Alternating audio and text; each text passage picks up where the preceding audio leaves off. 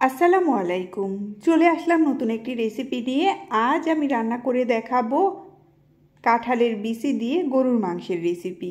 যে কাঁঠালের বিচি দিয়ে গরুর মাংস কোনোদিন ট্রাই করে দেখেননি, অবশ্যই ট্রাই করে দেখবেন, এর স্বাদ মুখে লেগে থাকবে। চলুন তাহলে শুরু করা যাক। এখানে আমি গরুর মাংস নিয়ে নিয়েছি। গরুর মাংসটা আমি ছোট ছোট টুকরো করে কেটে পরিষ্কার করে নিয়েছি। এখানে আমি কাঁঠালের বিচিগুলো পরিষ্কার করে নিয়েছি। কাঁঠালের বিচিগুলো ওপরে খোসা ছাড়িয়ে আমি গোটা অবস্থাতেই রেখে দিয়েছি। এবার আমি চুলায় একটি প্যান বসিয়ে দিয়েছি। এর মধ্যে দিয়ে দেব পেঁয়াজ কুচি, দিয়ে দেব কাঁচা মরিচ, তেজপাতা, এলাচ, দারচিনি, কালো এলাচ, দিয়ে দেব তেল, অল্প পরিমাণে গোটা জিরে। এবার অল্প আঁচে নেড়েচেড়ে পেঁয়াজ হালকা করে ভেজে নেব। পেঁয়াজ হালকা একটু নরম হয়ে আসলে এর মধ্যে দিয়ে দেব আদা, রসুন, জিরে বাটা। আদা, রসুন, জিরে আমি একসাথে বেটে নিয়েছি।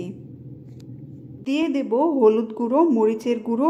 মরিচের গুঁড়োর পরিমাণ একটু বেশি দিতে হবে, কারণ রেসিপিটি ঝাল ঝাল হলেই ভালো লাগবে। দিয়ে দেব স্বাদ অনুযায়ী লবণ, অল্প পরিমাণে গরম মশলা গুঁড়ো। এবার নেড়েচেড়ে মশলাটা ভালো মতো মিশিয়ে নেব।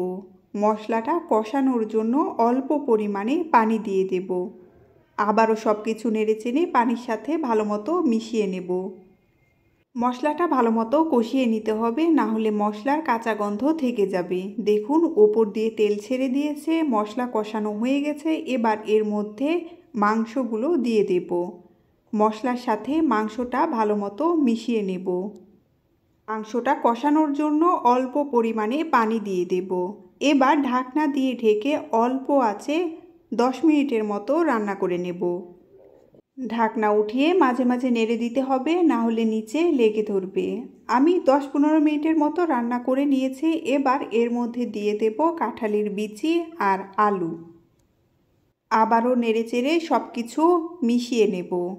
এবার ঢাকনা দিয়ে ঢেকে অল্প আঁচে মাংস আর কাঁঠালের বিচিটা ভালো মতো কষিয়ে নেব। আমি অল্প আঁচে আরও 10-15 মিনিটের মতো রান্না করে নিয়েছি। দেখুন মাংস কষানো হয়ে গেছে, পানি অনেকটাই শুকিয়ে এসেছে। এবার এর মধ্যে ঝোলের জন্য পানি দিয়ে দেব। আবারও সব কিছু নেড়েচেড়ে পানির সাথে মিশিয়ে নেব। আবারও ঢাকনা দিয়ে ঢেকে অল্প আঁচে 10-15 মিনিটের মতো রান্না করে নেব। গরুর মাংসের পরিবর্তে খাসির মাংস বা মুরগির মাংস দিয়ে কাঁঠালের বিচিটা রান্না করে দেখবেন, এর স্বাদ কিন্তু মুখে লেগে থাকবে। আমি অল্প আঁচে আরও 10-15 মিনিটের মতো রান্না করে নিয়েছি। দেখুন রান্না হয়ে গেছে।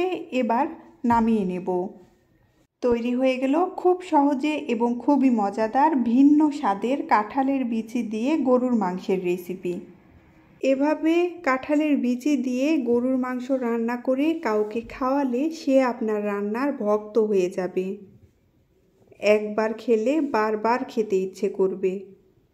ধন্যবাদ সবাইকে।